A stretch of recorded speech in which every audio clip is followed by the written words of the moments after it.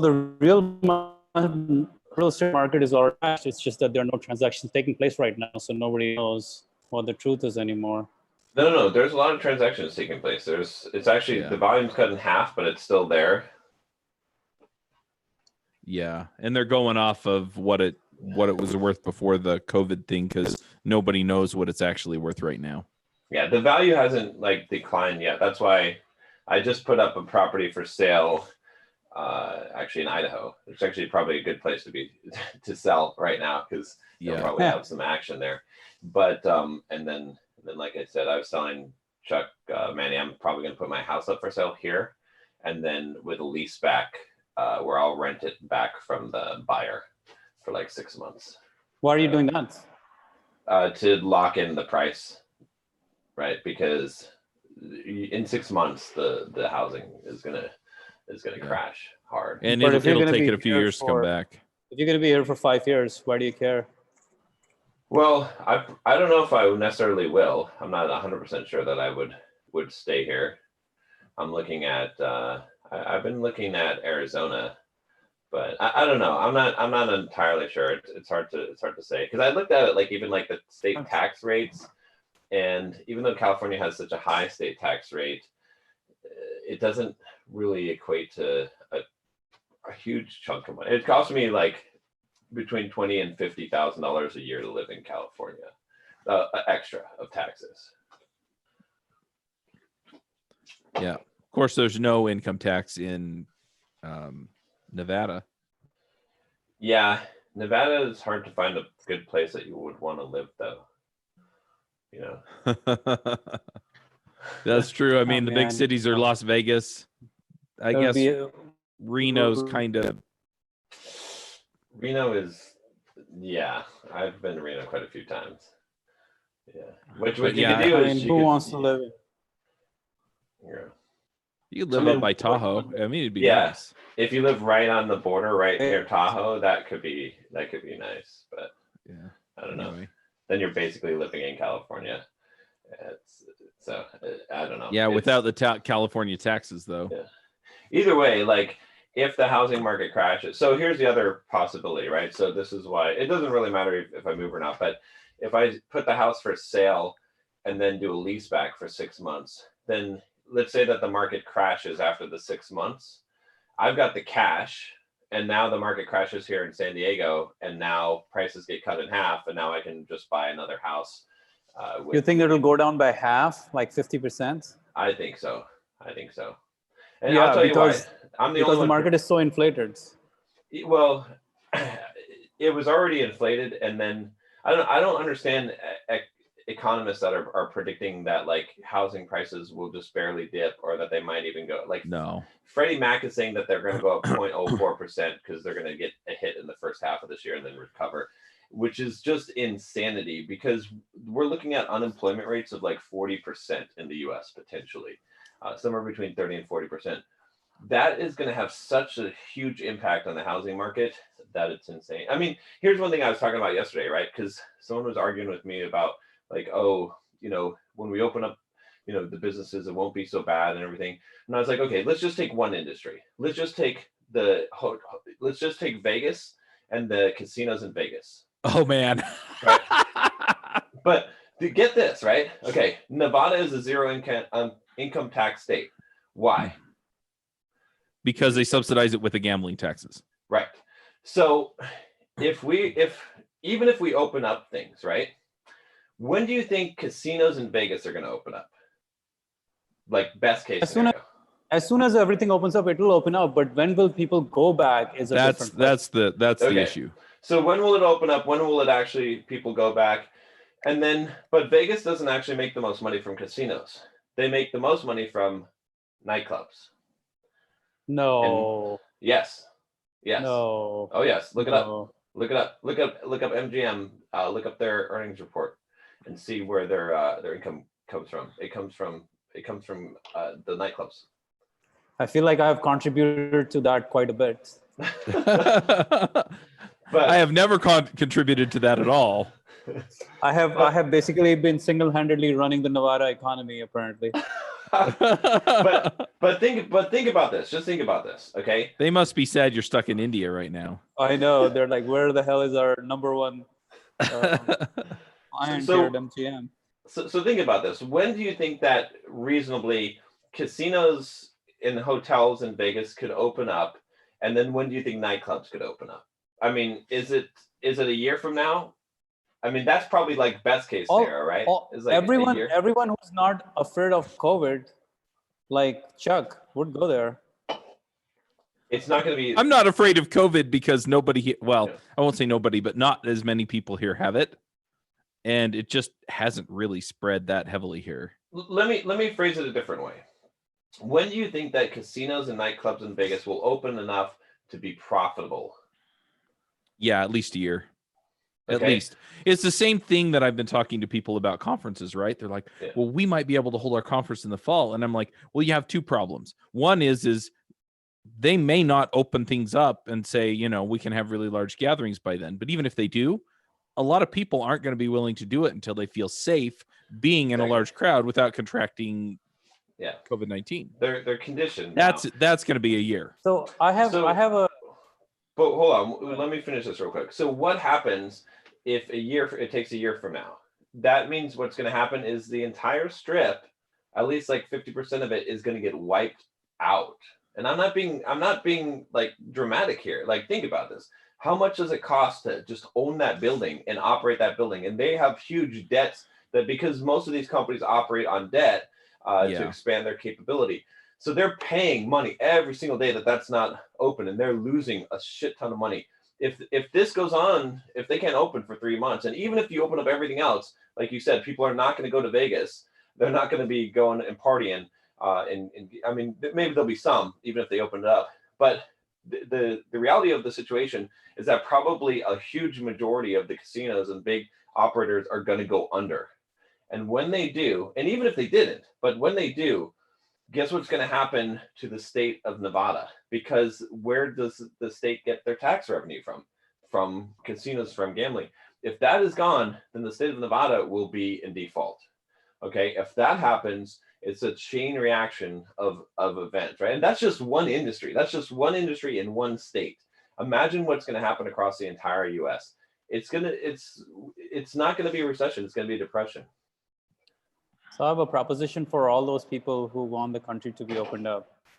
Okay, here's the proposition. Everyone on their ID gets a digital. What are you, Bill Gates? Yeah, gets a yeah. But everyone hates Bill Gates now. He's like the fucking Antichrist.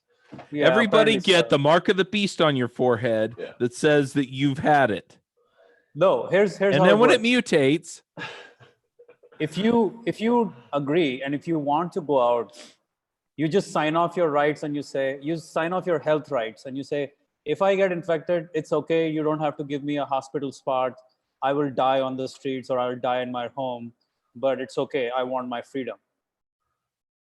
Okay, fair enough. Or, well, you could pay for all right. Let's don't go down this road. All right. I don't know. Why not? I don't know. I think it's fair. Like for everyone who says, hey, I want my freedom, you just say, okay, I will not occupy a hospipital seat if I Manny, are you becoming a libertarian?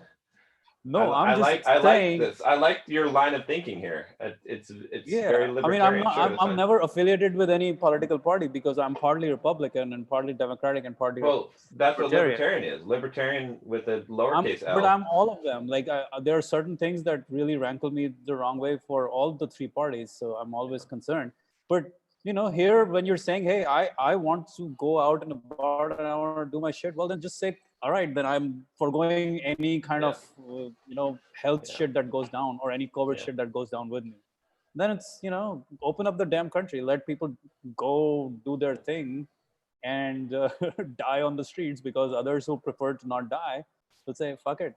Yeah. Trump is on my shit list, by the way, like at the top of it right now. He's shivering in his boots now. Fucking what happened is he got trapped into an ego trap. They trapped his ass because he went from the most capitalist president in history to the most socialist president in history, like that. He's going to go down in history as being the most socialist president because he implemented the most socialist policies that have ever been implemented in the United States. Whether he did it because he felt like he had to or not, but then he doubled down because of ego. And so he can't backpedal now. Now he has to hold the narrative, I saved millions of lives. And so he got right into the Democrat trap. They trapped him, and he's caught, and he's trapped. And All right. Let's talk business. Okay. Let's talk business. I could talk about this stuff all day, but how's your promotion going? And I was a huge Trump fan. I still am. I still like him, but he's on my shit list. So how's your promotion going? Which one? Which one? The one that I saw an email for. Me? John. Yeah. Let's see. The Simple Programmer flash sale. Yeah. Do I even want to look and see how bad this shit is? All right. Oh my God. All right. Let's see. All right, I'll take a look for you. So I was hoping you were going to send out an email about the conference this week. Oh no, I've still got so much backlog of promotions. I have to do the remote work thing. Oh right. Hopefully I can get that. Gosh, this is no good. All right, what's the revenue for? Hang on. Let us guess, okay?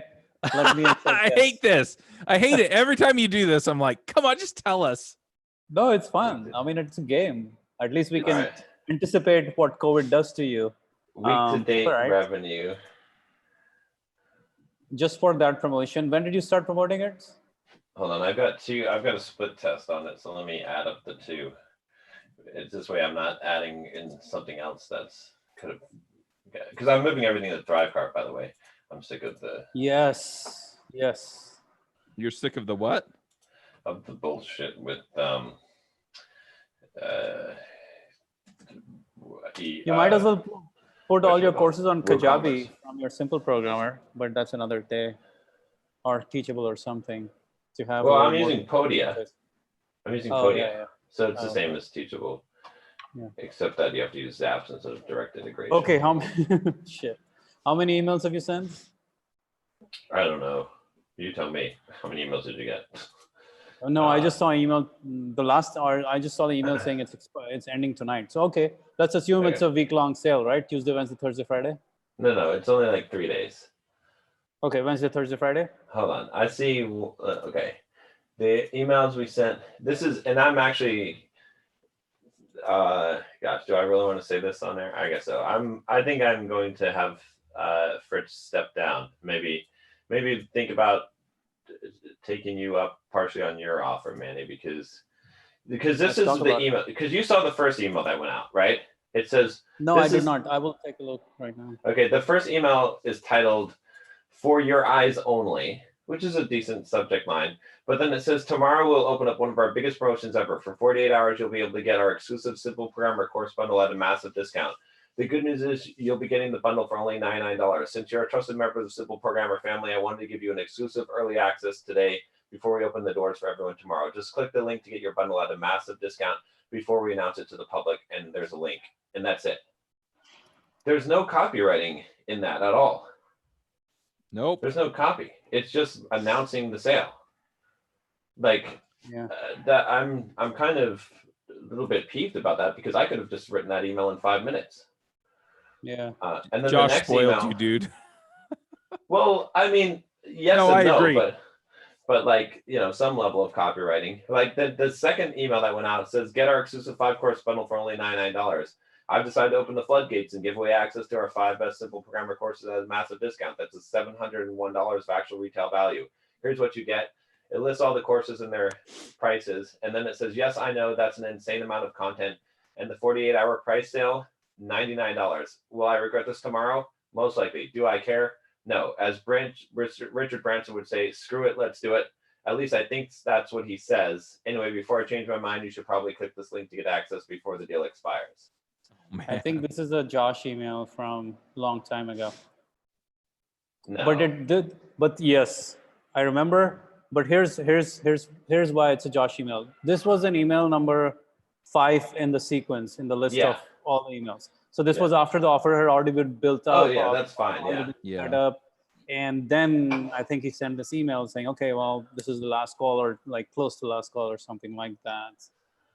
So I have only actually seen 2 emails on this topic. So I'm assuming this is a pretty short sale you guys are doing. There's 3 So emails. no, I only got 2. So maybe I was not the insider, the cool insider, Maybe not. You're not because cool enough. maybe I'm I part wish of this. I wish you were cool too. Yeah. Yeah, I know, man. Shit, that sucks. So okay, so what do you think the sales are so far at this point? How many emails have you sent? Because I only see 2, There's 3. 3 emails. 2,000 clicks.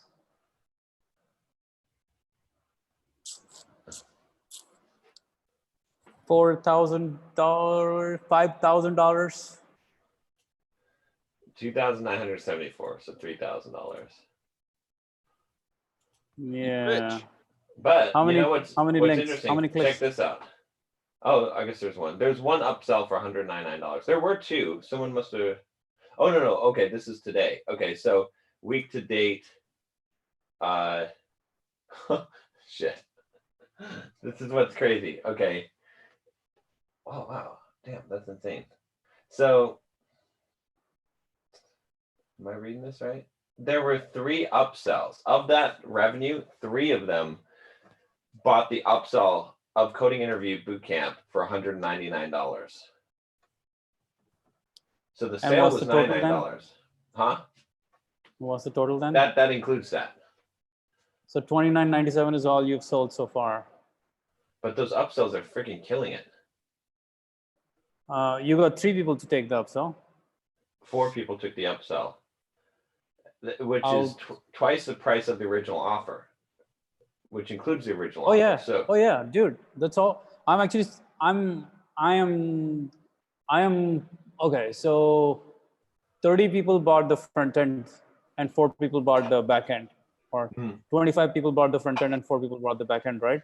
Mhm. The upsell, yeah, which is in line with what I would say. So around 10% to 20% of people will take the upsell. yeah. The bump is what's missing. The bump is what gets you. Yeah. I don't Bump have a usually has an bump. uptake of 25%.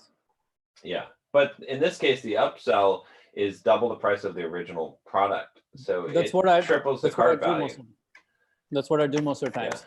My front end product would be like anywhere from $49 to $69 or $99, or $49. Then the upsell is always $97, and there are Yeah. multiple $97 upsells. So, yeah, 10 to 20% uptake on the upsell. It's pretty much along the lines of the industry.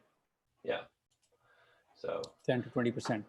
but yeah, but the But if you're- the copy was like, I should have sold twice as many if I had decent copy. Yeah. The copy is what's killing. There's this. no It's just- benefit. There's no benefit in that thing. So unfortunately, Yeah, it's very difficult to sell that thing right now. I mean, Especially in times like this, I would just sell the hell out of the market yourself, and talk about how vital it is right now to market yourself, and like yeah, right now is the time to keep your job, and the way to keep your job is to become the known commodity in your field, and the way to become the known commodity in your field is to market yourself properly, and say within 30 days of taking this course, you will literally become the experts or you will be positioned as I'm assuming in 30 days they can set up a blog and write 10 articles and yeah. be Exactly. the positioning authority. Yeah, man. I think But there's yeah, a lot to in marketing. Yeah, I'm gonna get rid of Fritz though, because this is just, I mean, that's like, this is to the point of, I like Fritz and everything. I think he's a nice guy, but this is not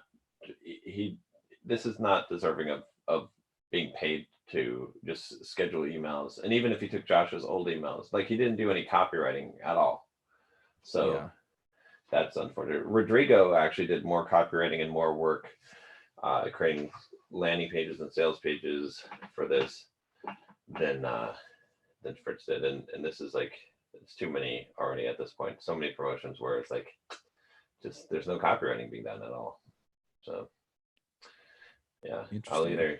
I might have Tim do some of the copy for these things, the promotions. Who's So Tim? He's my copywriter for Bulldog Mindset. So Oh, okay. I've got So, him yeah. busy with a lot of stuff, but How Yeah, many sounds clicks? interesting. 1,000 clicks? I don't know what the clicks are. The cart conversion rate is actually really high. Cart conversion rate is 33%. But the problem is that it goes to a sales page first. So Well, the cart conversion around 25 to 30 is standard there. yeah. Yeah, that's standard. 33 is, yeah, 33 is a little bit better, I would say. I don't know what I guess I can look at the emails and see what the clicks are, because I can't look at the clicks that come into Thrive, because that's not an adequate estimation, because those are the clicks that come to Thrive are actually on the sales page, right? Whereas the clicks first come to a sales page. The clicks that come to Thrive are the cart. That That's makes right. sense. Unless you set up the link as a link to the sales page and then use that. If the actual design of the page is in No, Thrive. no. From your email, you can use the link from ThriveCart. You can set up the link, but that's more like an affiliate link back, not so much like when I give you the link, Yeah, it goes to your sales an page. affiliate link, it actually goes to my sales page, but in the sales page, it's cookied. So every time someone clicks, then it's tracked. So it still tracks the clicks and the add to carts It tracks the clicks and add to carts separately. separately. There's no stats for that on the dashboard. There is. The cart conversion and clicks are the two stats. I see cart conversion. I see. The I clicks. don't see that. Where are you You see looking the under total number of transactions? You see the total number. Are you looking at your own dashboard or affiliate dashboard? My I'm own so no help dashboard. on this. Commissions, net revenue, total transactions, total customers. There's Well, no clicks. There, it is there. You just need to enable it if you haven't. The dashboard is customizable. You can customize. You can add whatever you want to it. Oh, average total customer. I don't see anything for. No, there's nothing for clicks. Average daily revenue, total transactions, gross revenue, total customers, commission, shipping, sales tax. We don't need conversion rate. Check out views. Check out views. Mm-hmm. That's the cart. Check out views is Checkout cart. views is the add to cart. Yep. Yeah, there's no other thing. There's no like click. Where is it? Transactions. Commission. Yeah, I don't see anything. Oh, the clicks. Okay, you're looking for clicks on your dashboard. No, you don't have those because you haven't set it up like that. On your affiliate dashboard, you'll see it. On my affiliate dashboard. When you log into my affiliate accounts, you'll see the number of clicks and the number of, and then the cart conversion percentage. Well, how do you see it on your own products then? Because no, on your own products, you don't set it up like that because you're not sending the links from, you aren't setting up the links from, the links in your emails are not set up ThriveCart's links. Right. Anyway, That's I why can see it in Drip. Yeah. The first email had 702 clicks. The second one had 99 clicks. The third one had 108 clicks. 99? Yeah. How's that possible? I don't know. You tell me. How's that possible? It had Something is wrong. What was 15 the points. get a course bundle? The title on it was "Get Our Exclusive 5-Course Bundle for only $99." No, man, that something is wrong because the link is here. It's hard to believe that. It says 99 clicks. That doesn't make any sense. Maybe it's a split test. But no. Click rate's 0.15% on that one. On the other email, it's 1% click rate. How is that great. 1.5% if you only got 99 clicks? On the other email that has 702 clicks is 1% click rate. And what about this one? The 99 clicks. What's the click rate on that? 0.15. Ouch.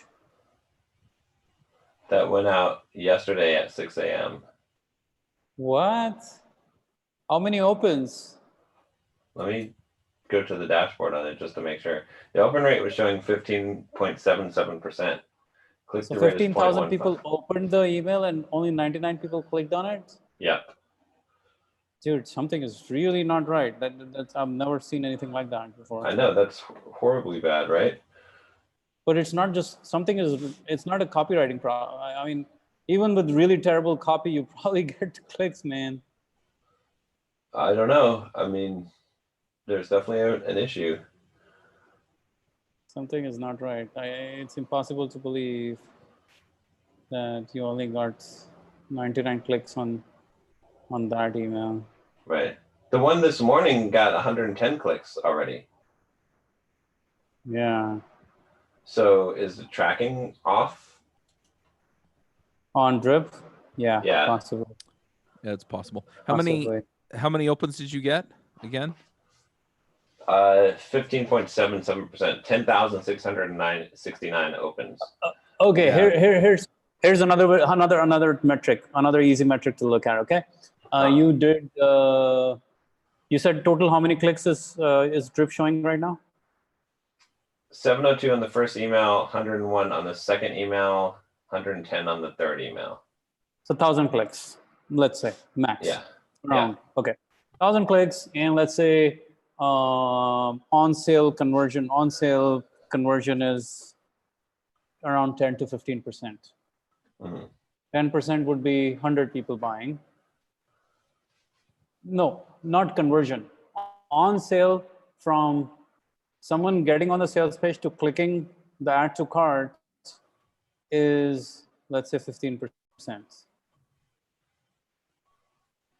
So 150 people. And then 33% of those people buy, which is your cart conversion. That's 50 people. So around 50 people bought, right? It's not that many people. 40 people bought. So it does sound like that is the real number. Yeah. If you get 1,000 clicks, 15% people add to cart, which is usual. We can like play around with those numbers and see what the truth is, but usually that's not far from reality. Yeah, the total sales is 6 total people, 6 customers. Hold on. No, I'm looking at today. Hold on. 40 customers. Hold on. Let me double check this. Okay. This week to date. Okay. On this product, 10 sales on one A/B test, and then 13 on the other. So 23 customers total. Total. Yeah.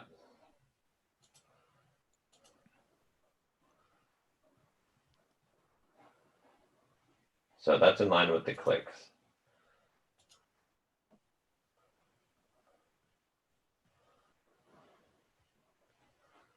I don't know. We'll see what it ends at, but something's really wrong. But I'm guessing at this point, like by the end of this, it should make about 5K. Yeah. Which isn't horrible. That's not bad. It's like, okay. I mean, if you're gonna send how many more emails? One more email? I hope he has one more scheduled. It would be pretty stupid to not have one more scheduled. Mm-hmm.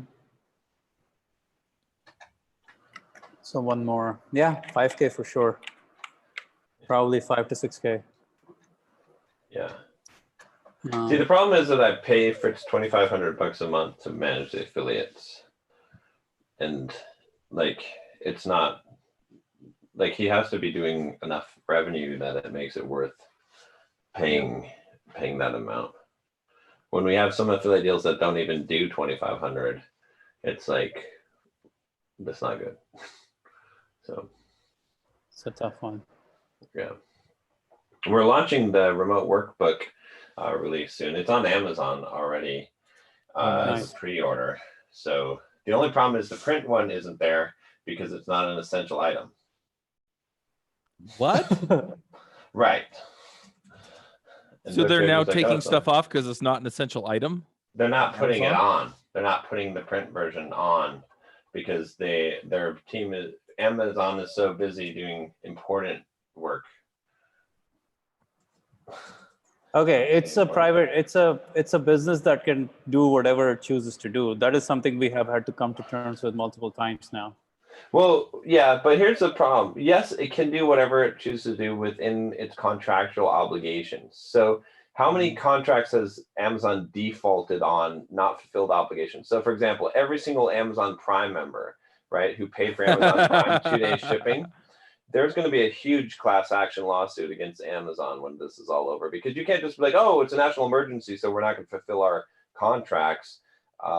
I don't think so, unless you're going to refund everyone. Even then, it's still non-performance. Even if you refund, you can't like be in a contract and then be like, oh, actually, no, let me refund your money. It doesn't work that way. You can do Once that. you can't. You cannot. You can. Why No, not? it doesn't. No, it doesn't work that way. Okay, so I'll tell you why not. Let's say that you are selling widgets, okay? Mhm. And I'm like, you know what? I'm going to buy 15,000 widgets from you, Manny. And then I give you $15,000, okay? And then we end the contract that says you're going to deliver these widgets on June 1st, so that I can, build my super Widget tower. Exactly, right? And then on a couple days before June 1st, you're like, yeah, you know what? Actually, someone else is going to pay more for the widgets. So here's your money. Here's your 15 grand. And we're just going to void the contract, and I'm going to sell the widgets to someone else. That's non-performance. You'll be sued for damages. Why would you be sued for that?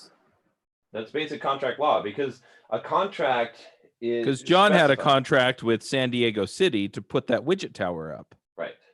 And so now he's impacted by it, and it's not his fault, but he can't go back on it. Yeah. That's a little bitch of a law. Because everybody should be allowed to do what it wants to do. No, if you've signed a contract agreeing to do something and someone's paid you for that, you have to fulfill the contract. That's basic contract law. Well, otherwise you just give their money back and say we can't fulfill it. No, that is never. That's not even close to. There's not even one country in the world where that would be applicable. Basic contract law is that you have to fulfill on a contract. I think some people would be okay getting a refund and Amazon saying we're real sorry. And I think a lot of people are going to be understanding that, you know what, a lot of more people were stuck at home and had to order stuff so they could do school with their kids because they didn't want to go to the grocery store or the office supply store or whatever. But yeah, there are certain segment of the population that rightly can sue Amazon for that. Right. But anyway, we're off on a tangent again. Yeah. And I'm going to be that guy. Well, think of it this way, just real quick. Let's say that you signed a lease, Manny. Okay. Yeah. And you paid your rent. Yeah. Can the landlord be like, actually, you know what? Here's your money back. Get out. And then you'd be like, I have a lease for a year. No, sorry, I'm just going to give you all your money back, and we're just going to void that contract. In some ways, I would say if it's a truly capitalist society, that should be the case where, people should be allowed to do what their business, at that situation allows them to do. No one forced them to sign the contract. Actually, the foundation of a truly capitalist society, of a free market society, is binding contractual obligations between two parties. You undermine the capitalist system when you... Okay. That's the foundation. You have to have that, otherwise you don't have a capitalist society, because everything works on that. Consider futures markets, right? Do you know how commodities futures work? Right. So okay. Futures market. Okay. Yeah, I get it. Those are all contracts. It only works on contracts. You can write a contract on a real estate deal and then back off on it and nothing happens. No, you cannot. You get sued for specific performance.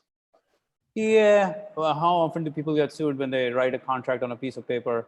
If, All right, if you say, if I'm it's gonna- if it's a commercial building, like 99% of the time. If it's a So- house, probably not. You're right. I've got a couple things that I need to ask about. Okay. So, All right. so first of all, how do I put it? So I had a call yesterday with, and I'm not going to disclose who it's with yet because I'm still trying to figure some of this out. But I talked to a fairly well-known guy in the keto, non-sugar, non-grain, whatever community. Oh, I know That, don't worry, I won't say anything. yeah, you might know who it is. Okay. But anyway, KetoCon got canceled, and so they're putting together their own online conference. And I know one of their marketing guys, and so I got kind of looped into, hey, how do we put on this online conference? And so they want me on board, and I'm trying to figure out how much to charge. So How big is it? it's probably going to have several thousand people show up, honestly. Well, how big is it, like, in terms of revenue? How much are they saying? Oh, they're going to make it free. It's tied into a product launch, and so they just want as many eyeballs on it as possible so people will go buy their stuff. Did you ask the And magic what's it- question? What's the Did they ask them capacity what? in which? What's the capacity in which they want you? So they want me to kind of be the technical, mostly to run the webinar software and make sure that their speakers are all set up and ready to go and that kind of a thing, right? They have their marketing team that's going to do all the marketing. They have their web team that's going to do all the web stuff. But I'm basically going to be locked down to my computer and helping participate in this conference behind the scenes for 2 or 3 days. And then So all helping your them days with are some gonna of the spend setup. doing that. What was that? You're going to spend a full 3 days of the conference online. Basically, I'm going to wind up spending at 2.5 to 3 days at least making all of this work. So, Did you ask the magic question? which was? What is your budget? No, I didn't. Ask that question. That's the first question you ask. It's always the best question to ask because you're going to have a number that you're going to come up with in your mind, right? And Yeah. sometimes when you say, what is your budget? It's like 3 times what your number is in your mind. Yeah. And then you're in a good spot. And then sometimes it's half of what your number is in your mind, in which case you can, where you're starting, right? You can at least like figure out and negotiate from there.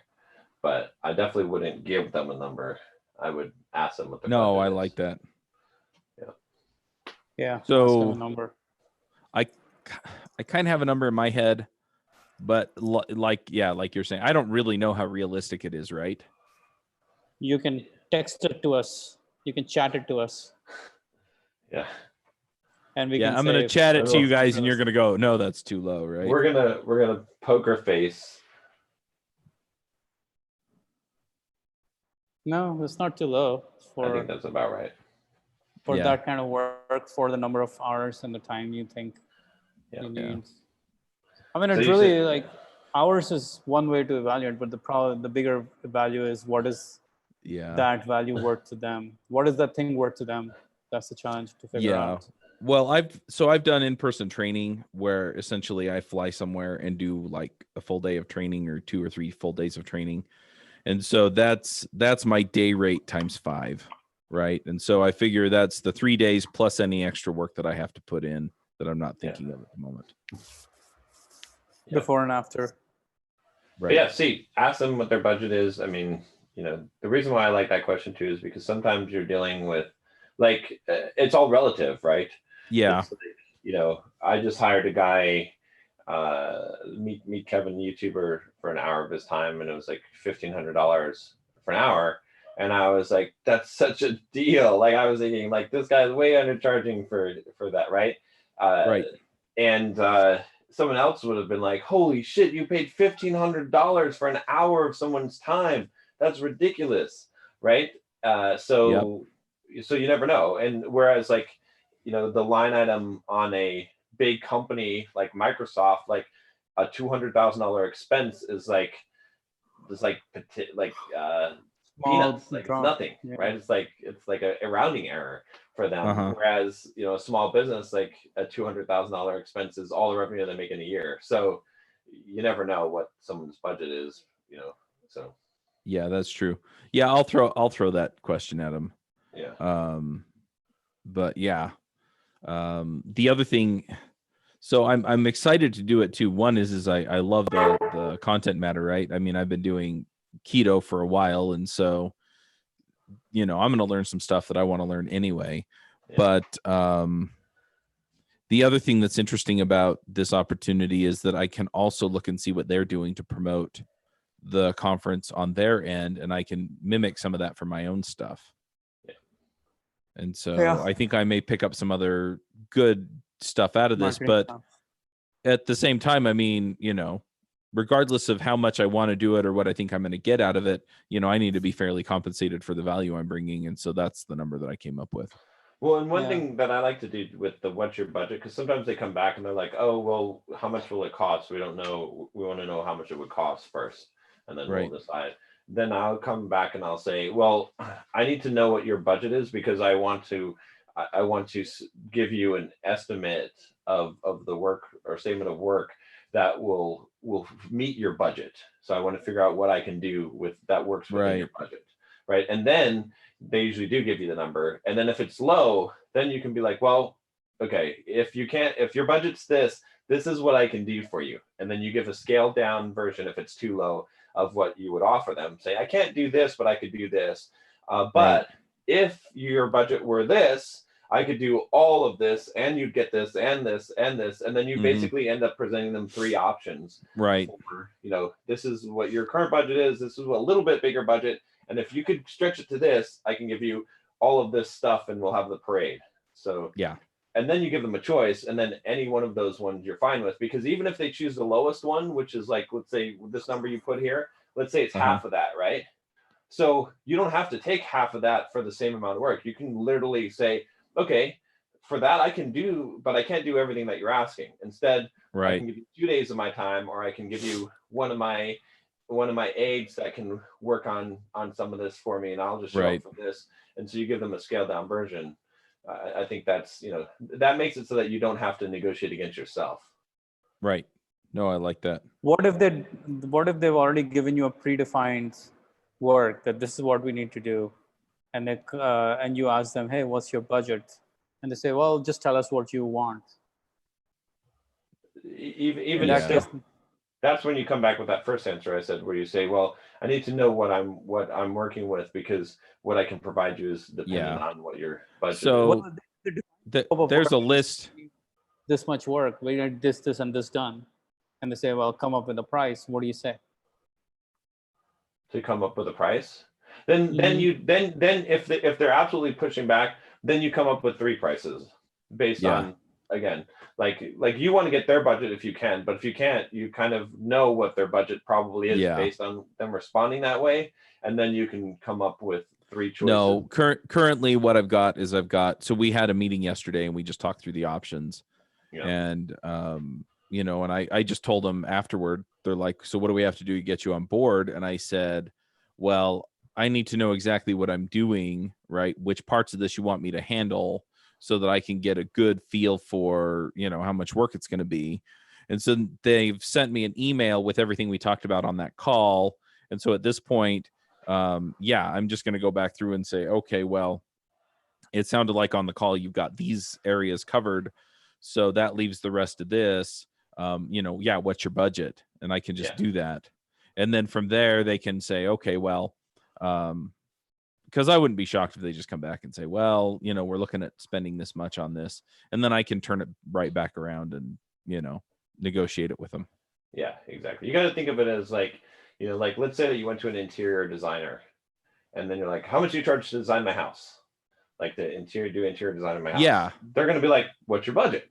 That's the first question you ask. Or you go to a wedding planner, right?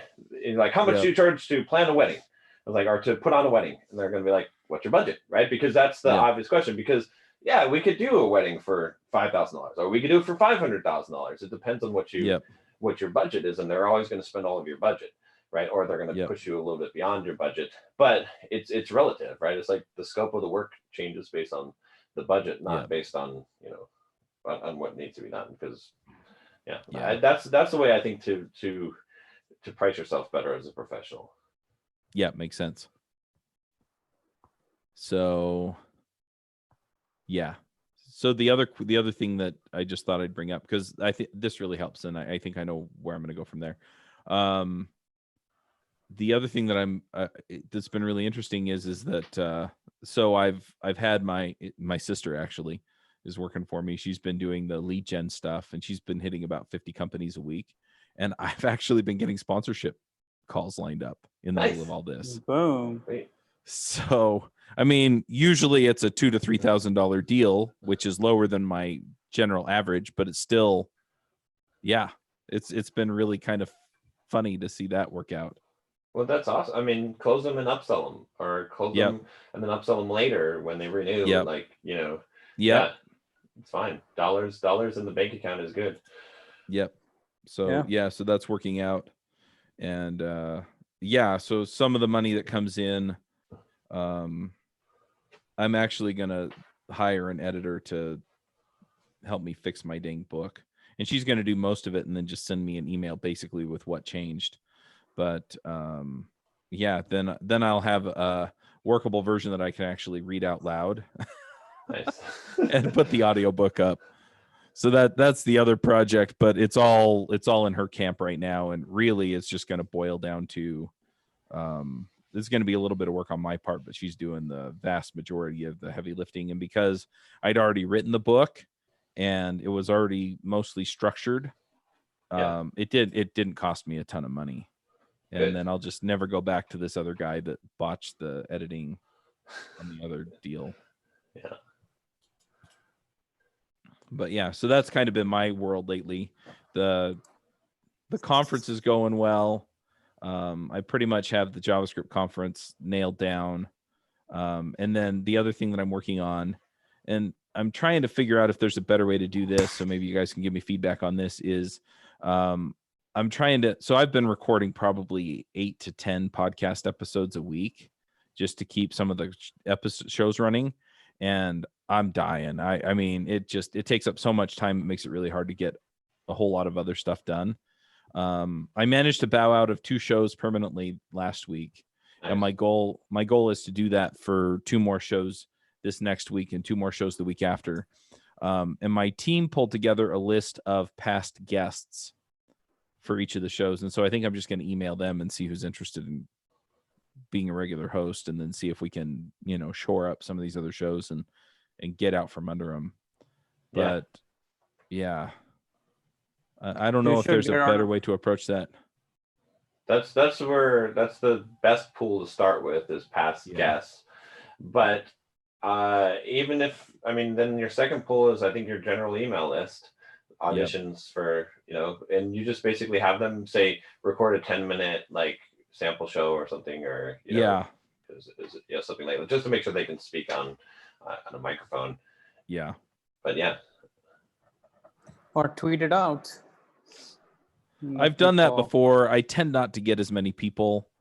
I've gotten a number of people off of or put it on your podcast. Put it as a bump on your podcast towards the end. I've had a few people come in that way too. I've done that before. I'm looking for new hosts. If you are talented, let's talk. Twitter is not the platform for Chuck and myself. For a moment when Chuck... There's too many eyes watching on Twitter. I still get crap off of what went down on Twitter, and it's ridiculous.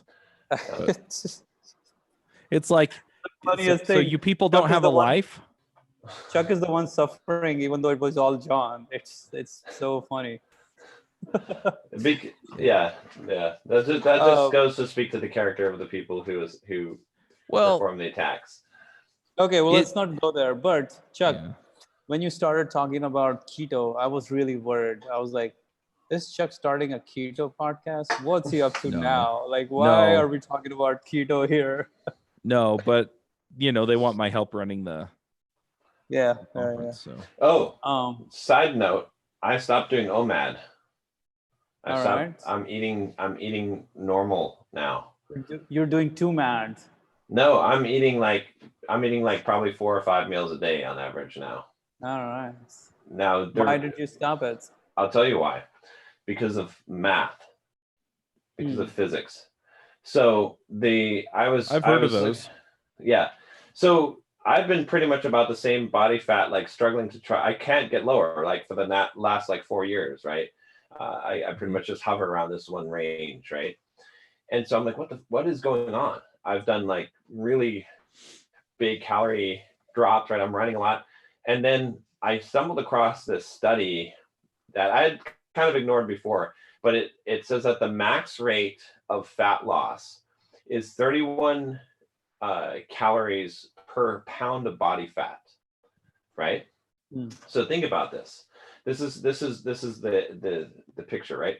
So imagine each pound of body fat you have is like a little pond, right? And imagine you have pipes of standard size, of a limited bandwidth pipes that can drain from that pond. The more ponds you have, the more overall fat that you can burn in a 24-hour period, right? Because those so 31 calories per 24-hour period. Yeah, per 24-hour period per pound of fat, right? So when you get down to a certain level of, so for example, I'm about 230 pounds, let's say 10% body fat. That's 23 pounds of fat. That's 700 calories a day of fat loss that I could burn, right? If I'm in a deficit of 2,000 calories, that means that I burn 700 calories of fat and I burn 1,300 calories of muscle. And sometimes I replace that muscle so it's not as bad, but relatively, body fat percentage doesn't go down because as a percentage of the overall mass is decreasing and it gets worse as you get to a lower body fat percentage. And to top it all off, let's say you're doing OMAD. The study said that there's 31 calories per day, right? But you don't just lose all your fat at one time in a day. It happens it's a continuous progress throughout the day. So how many calories per hour? Well, it turns out that my max rate of fat loss is about 30 calories per hour. So if I don't eat all day long, right, what ends up happening, at least, this is based on my math, the theoretical of this, is that I will be in a deficit of about 100 calories an hour, okay? So I'll be losing 70 calories worth of muscle per hour, okay? Only 30 calories of fat. Then I eat one big meal where I eat 3,000 calories. So even though there's pipes that have a bandwidth of draining fat out, putting fat in, there's no cap. So I eat the 3,000 calories, right? What happens? Well, I overfill the tanks. Now I put a surplus in that segment of time of 2,000 calories of fat goes in the tank. 700 came out throughout the course of the day because that was the limiting factor. That was the max that could come out. But 2,000 just went in. So net at the end of the day, even though I'm in a deficit, I gain fat and lose muscle because of eating one meal a day. Now, if someone's overweight and they eat one meal a day, it's fine because they could probably burn 2,000 or 3,000 calories of fat per day. Right. But if you get lean enough, the leaner you get, the more frequently you have to eat in order to not overload those pipelines. And if you do one cheat meal when you're lean, you get fucked because if you put in like 4,000 or 5,000 calories, there's no limit to how much can be stored as fat. So it'll all be stored as fat. Let's say that you get 5,000 calories stored as fat in one day, right? If you're only able to burn 700 calories of fat per day, it will take you over a week to just make up for that, no matter how deep of a deficit that you go into. So there's my math. I don't see any reason why that wouldn't be correct. But since I started implementing that protocol, I'm tracking my calories now.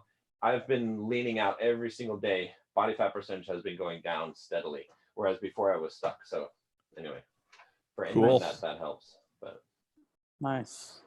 Are you still able to get any real workouts in other than runs?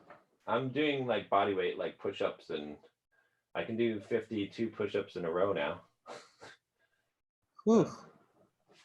I'm but I've been doing at like probably about 35. 200 push-ups a day, 200 to 300 push-ups a day. So Nice. and then- 52 is not bad. I wouldn't a be able good- to work because I wouldn't be able to lift my arms. It's not the arms, it's the chest that's going to hurt. Yeah, Oh, that too. Your triceps too. But I got to run. I got to run 24 miles tomorrow, and then 12 on Sunday. So because I'm, it'll be like a 70-something mile week this week. You're still optimistic about your 50-mile run, huh? It's June 6th. They decide whether or not it's closed on May 8th. It's running from Idaho to Montana, so up north in Idaho. So I think there's a pretty good chance it'll be open. And there's only about 50 people in the race, if even that. There might be like more like 30 to, not too many people are running a 50-mile race. So Interesting. So Yeah, I did- I was looking at doing a marathon again this year, just doing the same one I did last year because I was going to do one in June and they canceled it. So yeah. I think I'm starting to toy with the idea of training for a triathlon. That'd be interesting. The only problem with like the reason why I've never touched a triathlon is because if you travel a lot, biking and swimming is hard. Yeah. Well, it's funny because most people I talk to about triathlons, the part that they struggle the most with is the swim. Yeah. I swam in high school, so my technique is pretty good. I just need to get back into shape. But the question is like, how do you get into pools if you're traveling? Yeah. He doesn't Or get travel on the that much. bike? Huh? Chuck Chuck travels doesn't quite a- travel much. He travels at least I 5 not this times a year I haven't. Well, yeah. No one traveled a lot this year, Chuck. Well, The even before farthest- the COVID, I wasn't slated to. I was going to wind up in Amsterdam for a couple days and probably Las Vegas a couple times. Fair enough, but I might be able to get like a pass to a gym and just go swim laps there. Or I guess could that's just fair. do the other cross training, the running and biking while I'm there, and then just make sure I get the swimming when I'm here. I guess that's true. Yeah. In the last 1 month, I might be one of the most traveled human beings in the world. In the last, yeah, that's true.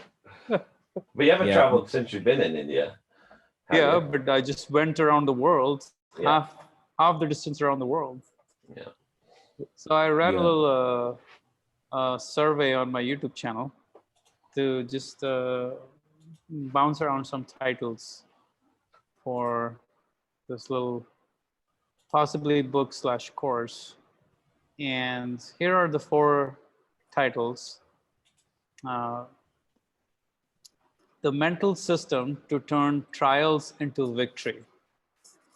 The mental system to turn trials into triumph. The mental system to turn crisis into victory. And the mental system to turn crisis into triumph. Number 1. Yeah, I agree. Trials Maybe. into victory? Yeah. Okay. Either that or number 2. Number 2 is an alliteration, right? Trials into triumph. Yeah. Yeah. You get That away with could- that. Yeah, Crisis I like is victory different. better People than- think of crisis different than trials. What was the actual result? Crisis into victory. Crisis into victory. Really? By how much percentage? What was the? Trials into triumphs is the worst. Really? I mean, I like that one second best, but it is an alliteration. Usually alliterations do the best. That's what I was assuming, the exact same thing. In fact, yeah. So trials into triumph, while crisis into victory, for some reason, just I don't know why it just has stood out. I've run multiple tests of different variations with that title in it. It keeps pulling ahead of everything else. It's also interesting. Okay, I would have also given victory a handicap considering your audience, What do you mean? because a large percentage of your audience is Indian, right? Okay. Victory starts with a V. It's like equal. we Right, like it's not a common, right? I mean, most Indians do not like words that start with V, because it's not in your native what's it, not vocabulary, It's not that we don't like words that don't it's not start with phonetic. V. We just don't differentiate between V and W.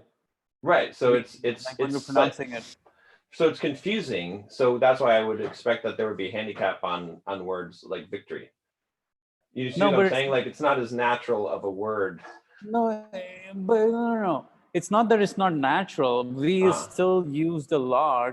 It's just not as clearly defined as a distinction how you pronounce V and W, like vodka versus Y, and all of those things. Okay, Those are not defined. Like the pronunciation is not as good, but that doesn't mean that we don't use those words. Those words are used just as much. Like victory is a very popular word. Okay.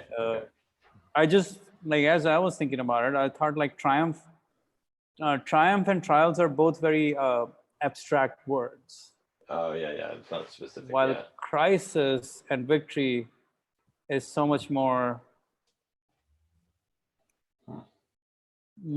action kind of words compared to triumph. Sounds more, I don't know.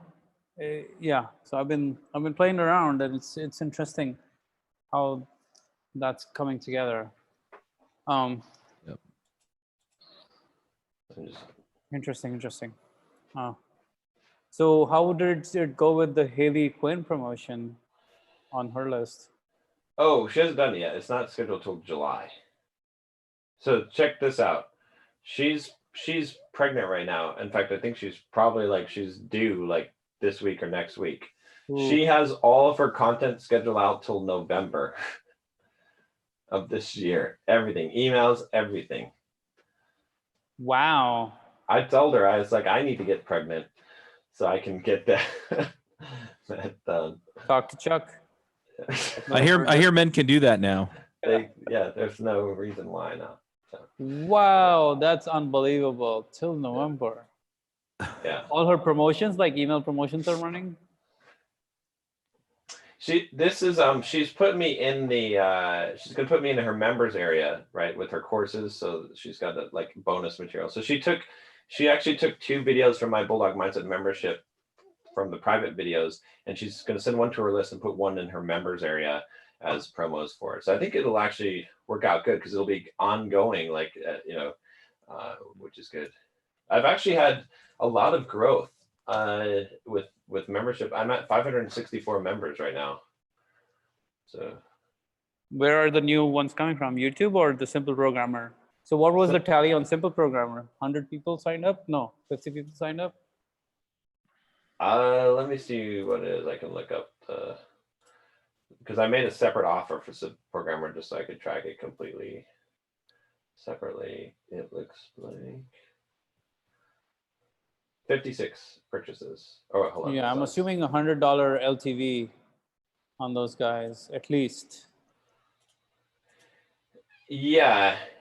I mean, it's like I So showed 4 you the months. Stripe numbers. The Stripe numbers show what my customer lifetime value is of like over $300.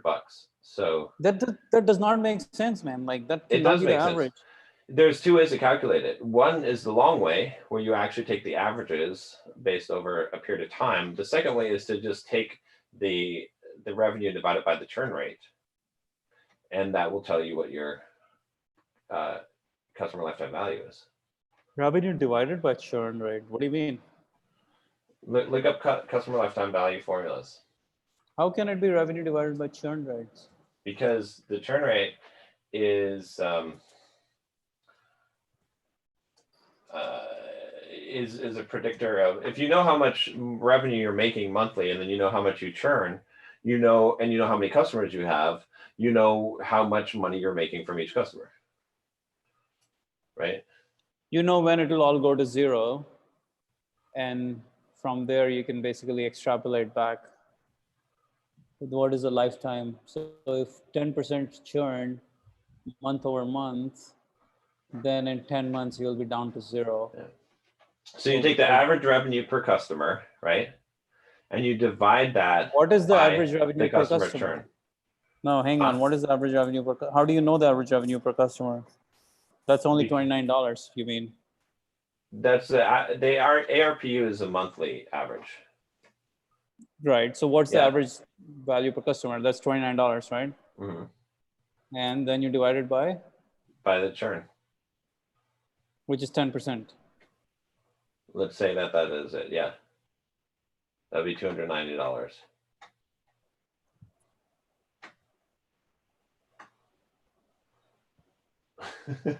Right? Because you're going to have $29 9 times. Right? Does that work out? $29 times 9? No, you won't. $261. Yeah, you will. No, it will be more You're like gonna n into n plus 1 by 2. So Okay. it'll be more like 5. It'll be more like 5, not 10. Think of it this way. Okay. Think of it as probability, because a percentage can always be converted to probability, right?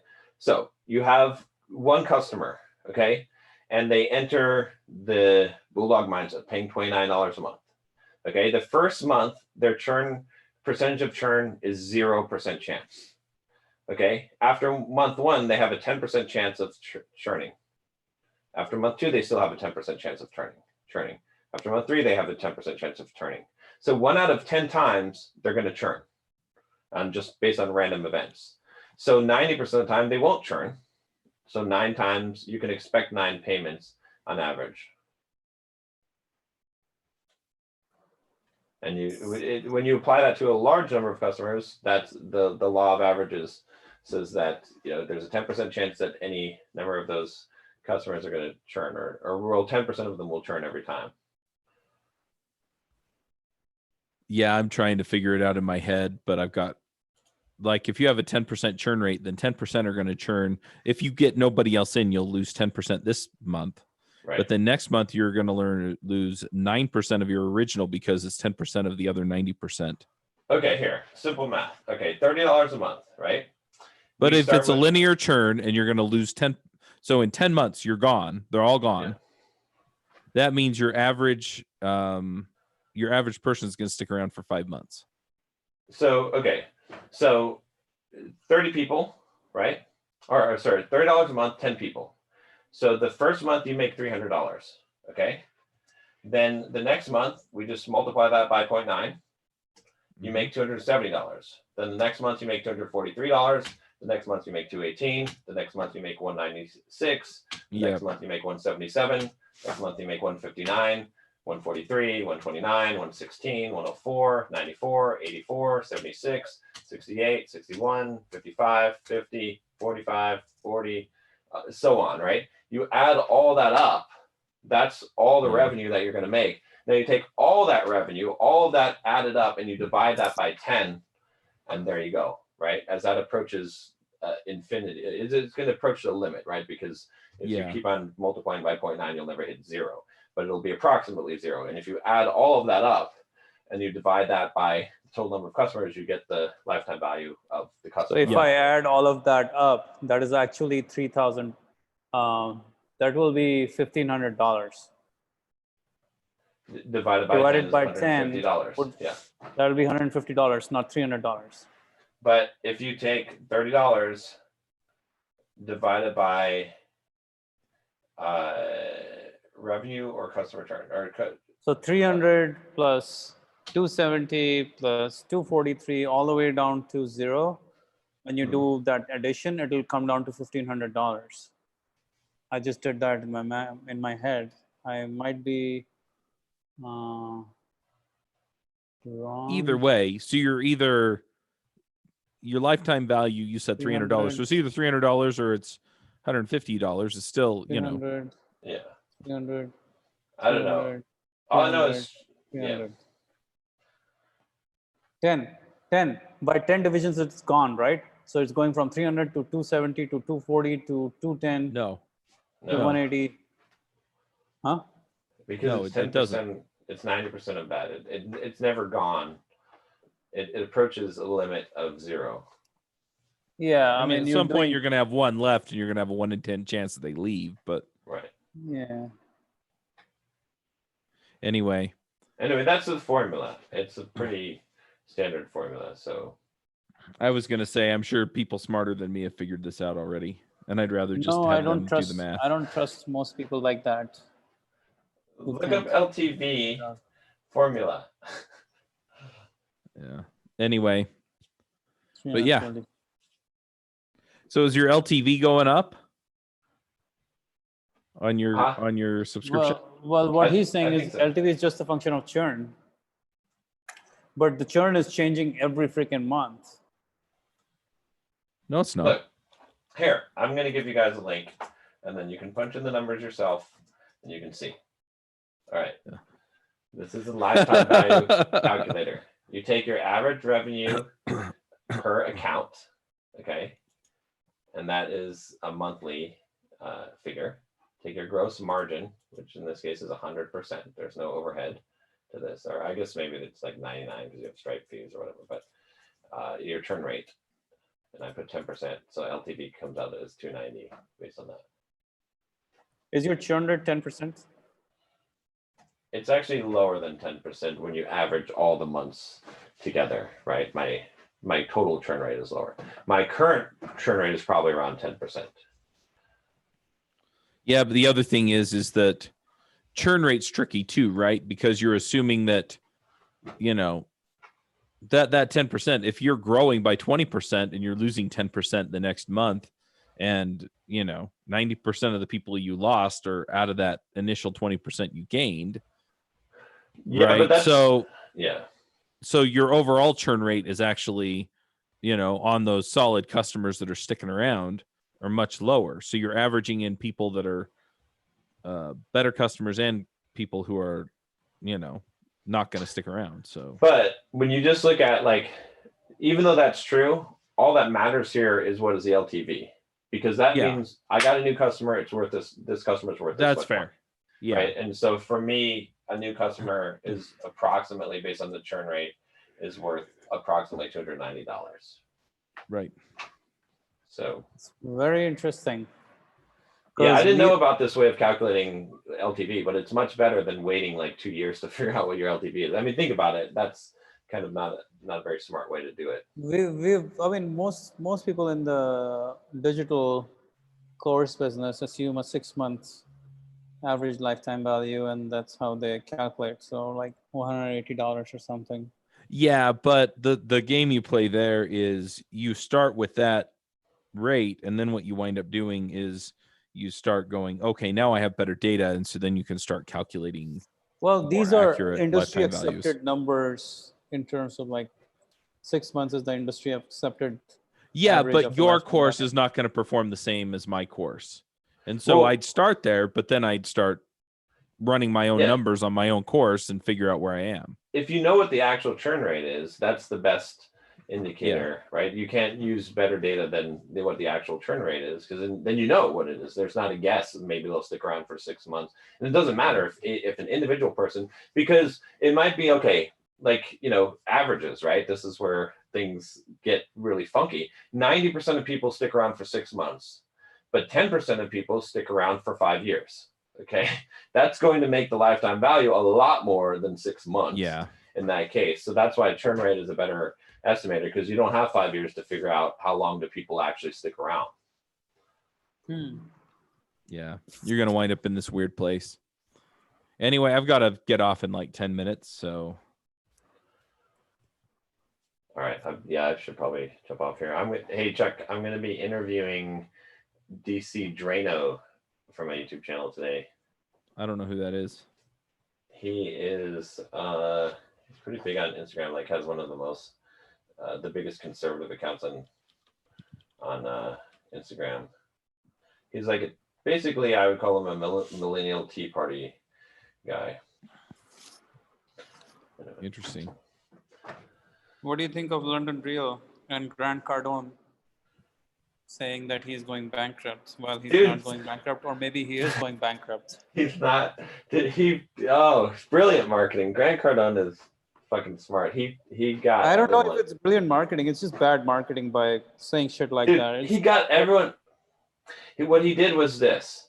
He got all of his critics to make videos about him, talking about what a fraud he is and how he's going bankrupt. Then they put out all their videos, and then he made a video, and he's like, you fucking idiots, just kidding. I'm not really going bankrupt. I'm making more money than ever. You guys are idiots.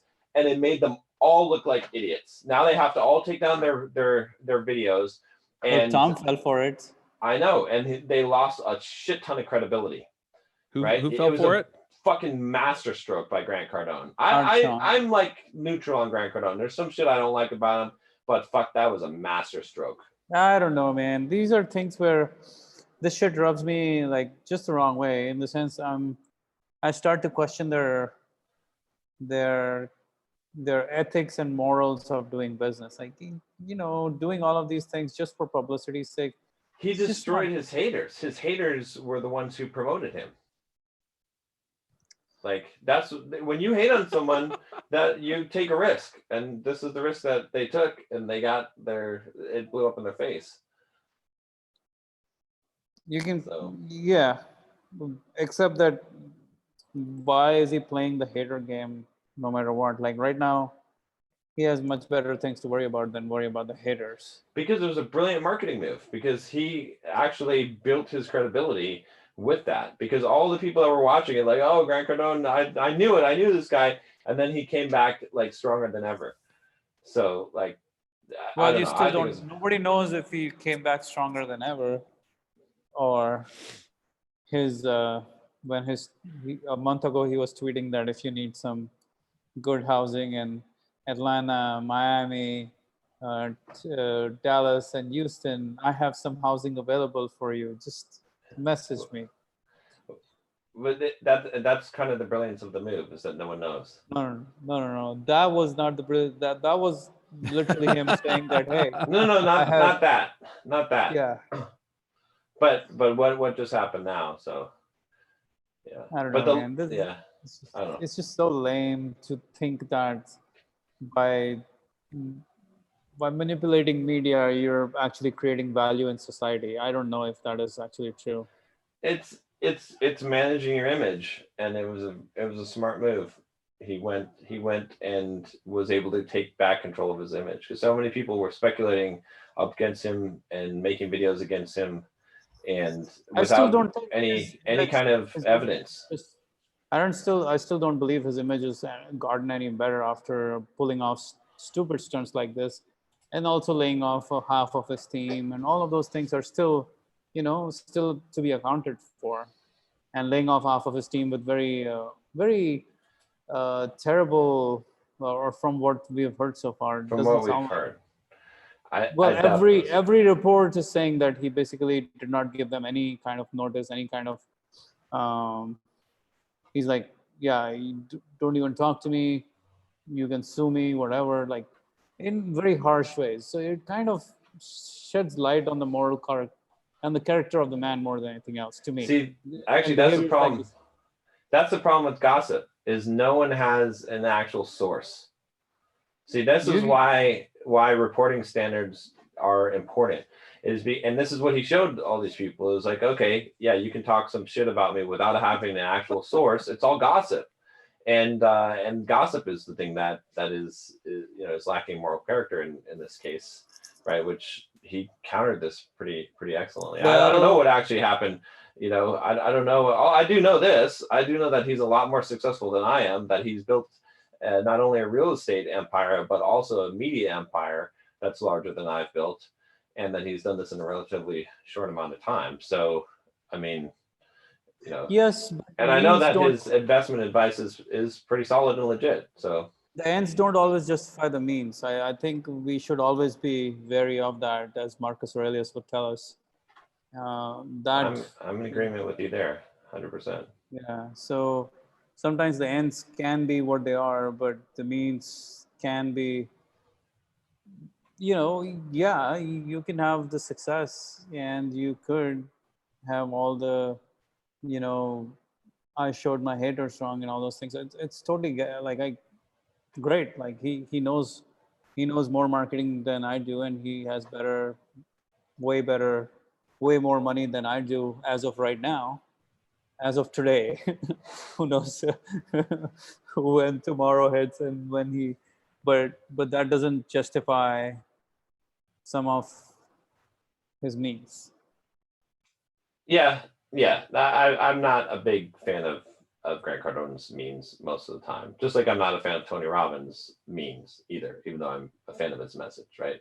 I don't like being upsold bullshit alkaline water and stuff that is actually completely fraudulent and does not actually help your health and that there's no studies or proof of, right? But Tony peddles that, and at the same time, Grant peddles ticket prices that are supposedly $10,000 marked down to 500, which is bullshit. Hey, So, we got a deal. Don't even talk down on that deal. so I'm in agreement with you about those things, but when I see a brilliant move, I have to say that it's a brilliant move. We got those seats for $300.